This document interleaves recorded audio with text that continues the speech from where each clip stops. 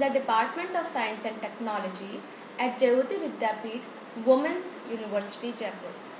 Today I am going to take the lecture on the subject name Computer Applications, and the today's session is Computer Architecture. In the previous video I told you about the basic concept of computer.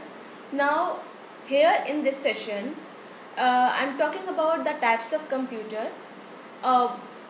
This is the types of computer it is categorized according to the size and power. Okay, so you can see here in this slide I am classifying this into supercomputers, mainframes, mini computers and personal computers. Okay, supercomputer means the most powerful type of mainframe. Okay, and the mainframe is basically it is very large, very powerful, multi-user and multitasking systems. And whereas the mini computers are smaller than a mainframe and it is powerful, multi-user and multitasking features. And as we are talking about the personal computer, this is for the single user basically. It has three types, that is desktop computer, workstation and portable. Now come to the mainframe computers. They are multi-users and multitasking. Multi-user means can run many programs and process different sets of data at the same time. Whereas if we are talking about multitasking means number of tasks. Okay, so this can be used by many people at the same time. In this if I am giving you an example, number of tasks means number of peoples can be used by many peoples. Like at the same time we all are accessing some video, like same video like news you can say, or some particular conference video. So at the same time, or you can say the you peoples are watching this video at the same time. Okay, so you log in from your portal and start your video, then watching parallelly. Okay, so that means multiple tasking. Okay, so this can be used by many people at the same time. And because the class of time is XYZ, this suppose 10 to 11 a.m. Okay, so you peoples are open your the system for watching this lecture at the same time.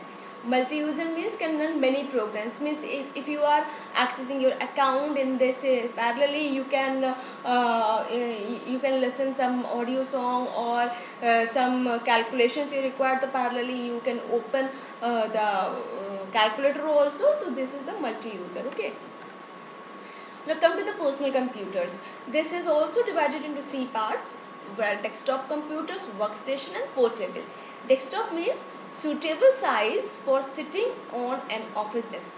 Workstation means most powerful type of desktop which is used for graphic design, etc. And portable means you can carry it around and can operate with batteries, like your laptops, palm tops, tabs. Okay.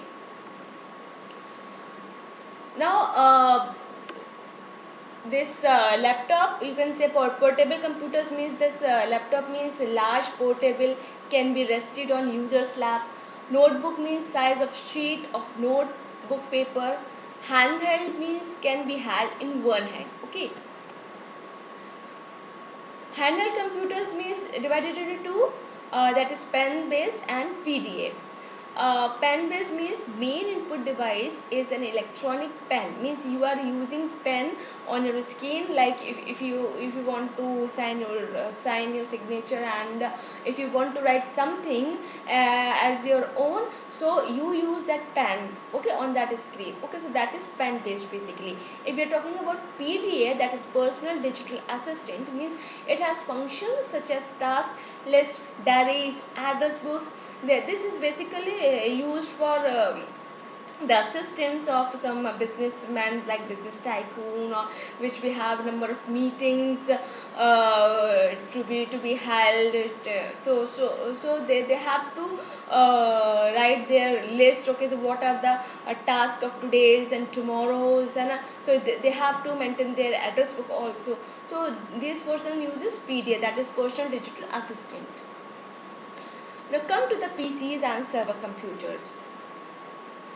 The term PC usually refers to an IBM compatible personal computer, and Apple Mac personal computers is not referred to as a PC. Okay, so server computer means it is a computer on a network that provides services such as storing files and sharing a printer. Server means what?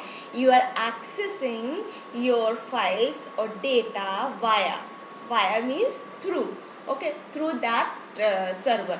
So server means a kind of a storage where we people can store their data. Okay, so they usually have UPS, means uninterruptible power supplies that is attached to them. This is a battery that automatically provides an electricity supply to allow the server to shut itself down properly if the main supply fails. Now come to the processors. Processor is the most important part of the computer. It processes the data and controls the computer. If I am giving an example that your laptop is like 3 or 4 years old, okay, so when you purchase your laptop, processing speed is very fine, okay, very good, you can say. Now after 3 or 4 years, day by day their processing speed decreases because the hardware is not working as that the newly hardware used. Okay, so the processing speed, okay, so this is the main thing. Your laptop means some are very fast accessing, like what is the main role of that? Means that processing speed is very fast. Okay, so we have to of course focus on the processors also while purchasing these laptops, desktops, as per your requirement, because if you are totally based on if your work is totally based on those systems or digitally, then you need to focus on the processors also. Okay, so this is a powerful computer which is used as servers, often have more than one processor.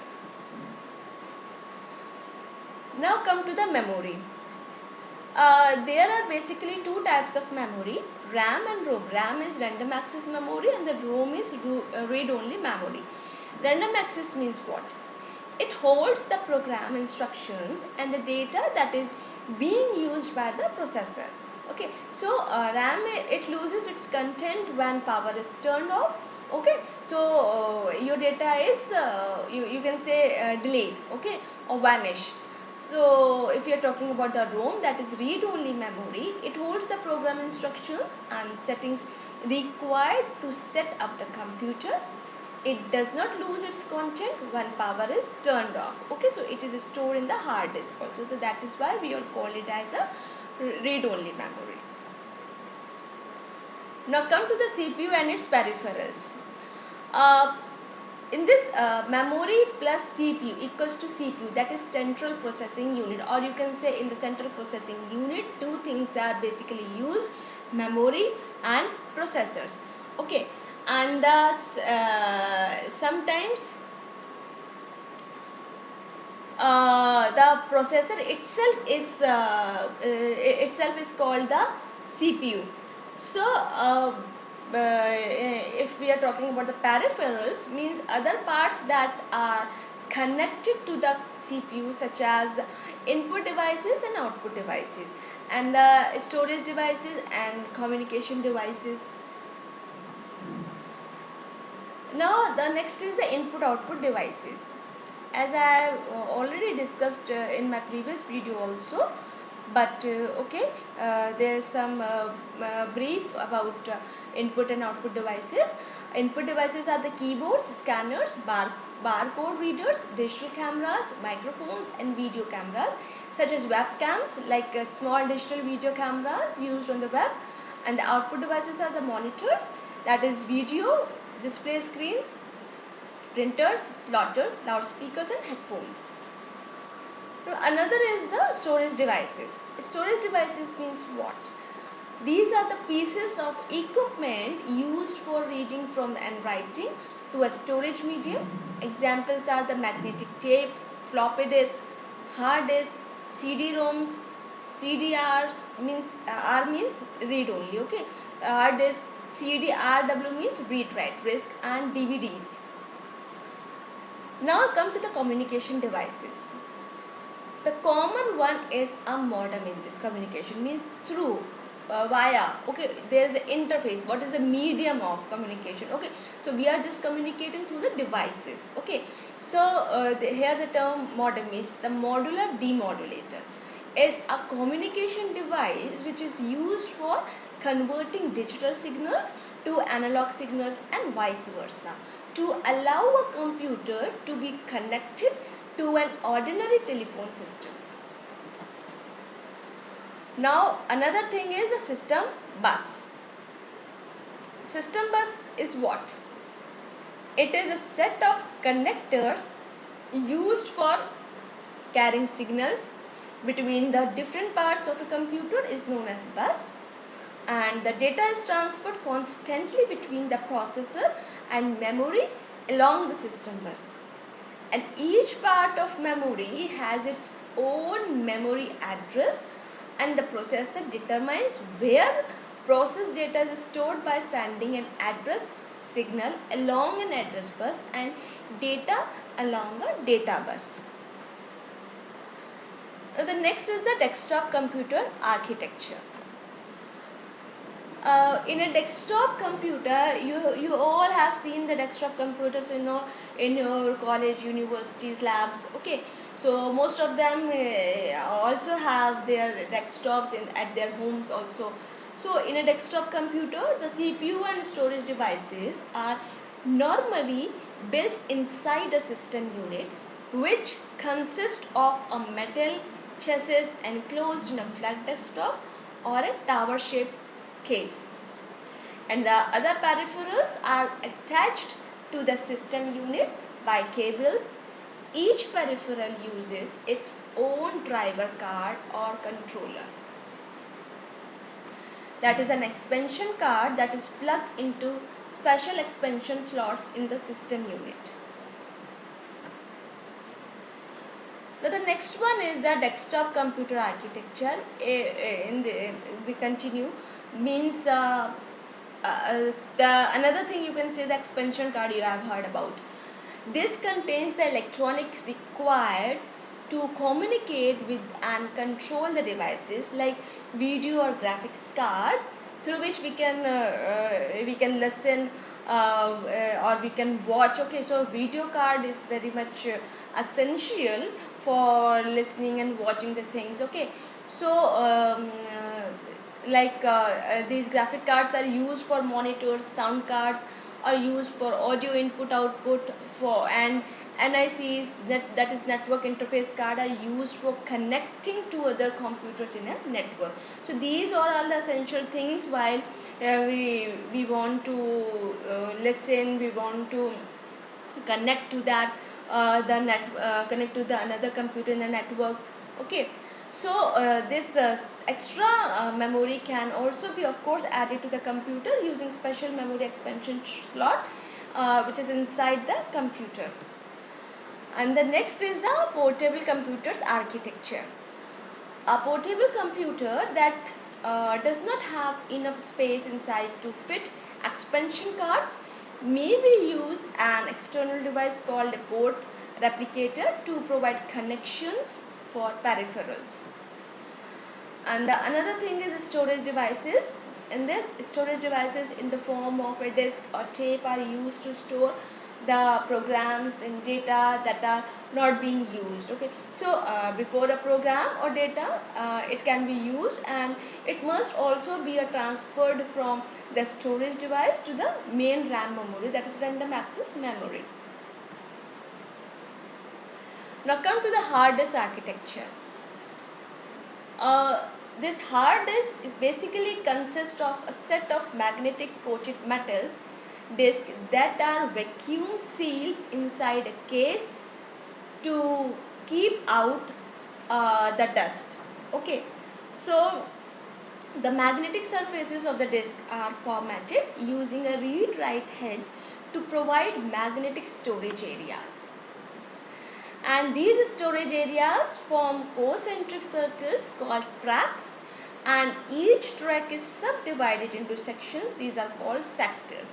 So basically there are tracks, and in between the tracks there are also sections divided, which is called as the sectors. So the disk in this, they are rotated at high speed and read from or written to by the read-write head that moves across the surface to the disk. Have you heard about that gramophone which we use our grandfathers? Okay, so what is the basically the work? The head where touch, then it sounds. Okay, so like you know that cassettes, like it is a big circular, like you can say plates, our plates. Okay, so that is that type of disc. Okay, so that we call as a recorder. Okay, so means where that head touches that surface of that record, it will sounds. Okay, so in server computer, hard disk can be connected together and made to operate as one unit using RAID, that is redundant array of inexpensive disk. And of course this can speed up the system and provide a way of recovering data if the system crashes. So this fails suddenly and completed, usually referring to a hard disk failure. Sometimes you have heard about that our system crashes, means what? Ki you have to recover your data. Okay, need to have your data. So you have to use a redundant array of inexpensive disk for this. The next is the storage devices. There is a variety of optical storage devices that uses laser light to read or write to a disk, including and in the CD-ROMs, that is compact disc read only memory, and CDR means recordable compact disc, CDRW means rewritable compact disc, and the DVD means digital versatile disc. Another thing is barcode reader. Barcode reader is a special kind of scanner for reading barcodes. A set of printed bars of varying thickness that are used to identify a product. Example, used to price items in supermarkets. Then comes to the computer power. When comparing computers, the power of the computer is important, of course. Okay, so it is determined by the speed and capacity of each part of the computer.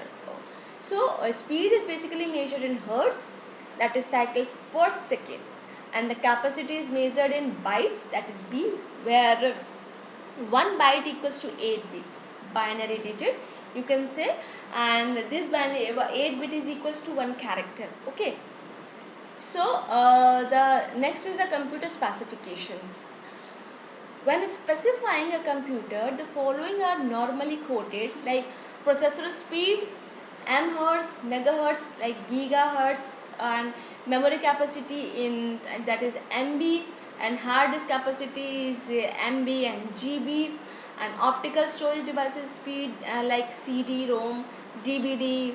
Okay, so the next one is the display monitor size. It is measured in inches diagonally across the screen surface. Look, diagonally means this diagonally. Okay, if I am talking about the screen, means this diagonally you have to measure. Okay, now come to the computer specification. The next is the resolution.